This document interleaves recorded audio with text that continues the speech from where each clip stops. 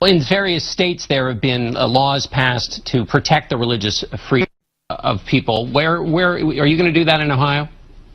Well, I think we need to take a deep breath. Look, I believe in traditional marriage, but the Supreme Court has ruled, and it's the law of the land, and we'll abide by it. And I think everybody needs to take a deep breath to see how this evolves. But I know this, I mean, religious institutions, religious entities, like the Catholic Church, they need to be honored as well. And I think there's an ability to strike a balance. All right, folks, so welcome to Gimme 5. John Kasich wants us all to take a deep breath and get over it because the Supreme Court has spoken. Hey, John, the Supreme Court also ruled on Roe v. Wade. You for killing a little unborn baby in the womb up to 9 months old? I mean, give me a break. The Supreme Court ruled, so get over it. What kind of garbage is that? And he's announcing for president this week, next week, whatever. And I got to tell you, I was at a dinner where he spoke. And this wasn't the issue, obviously, but there was another issue. It might have been Obamacare. I don't remember exactly. But whatever it was, he kind of also said, let's move on. And you know what? I don't like that attitude. I don't like that attitude at all. Here's more. Overall, what you want to do as a public official and as a leader is you want to kind of look for solutions where you can create more win-wins. And let's see how this thing develops. Everybody take a deep breath at this point. Yeah, enough with your deep breath. That's Hillary speak. Take a deep breath and go somewhere else. Take a deep breath. We should be angry. We should be outraged.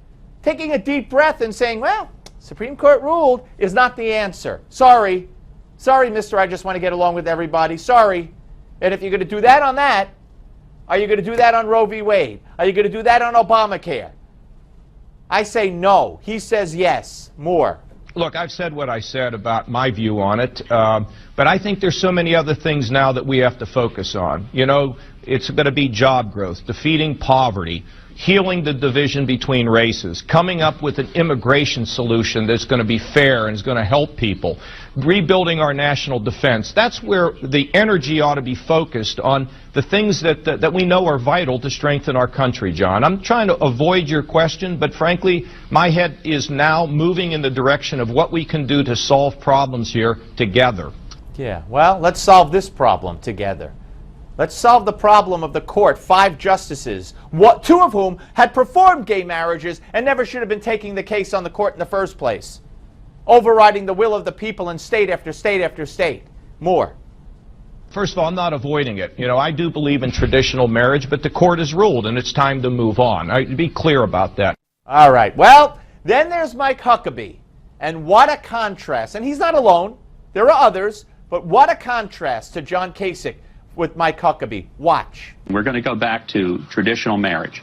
And we're also going to say that every unborn person is in fact a person and is absolutely guaranteed due process, and therefore we would strike down the idea of abortion from conception forward.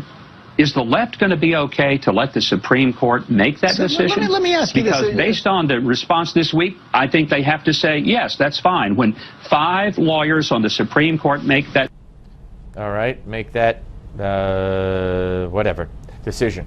What he was saying is, why should we be okay with this now? What if later on the Supreme Court says, you know what? We overturn Roe v. Wade. You know what? We overturn gay marriage. Will the left be okay with it then? Of course not. So why should the right be okay with it now? Now, here's one more. You're president today. Let's assume that for a second. Would you refuse to enforce this decision? I would say when the Congress provides enabling legislation and the people's representatives vote and it gets to my desk, then we'll consider it.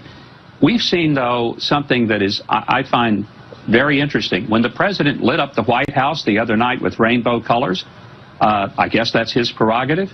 If I become president, I just want to remind people that please don't if I were to put a nativity scene out during Christmas and say, if it's my house, I get to do with it what I wish, despite what other people around the country may feel about it.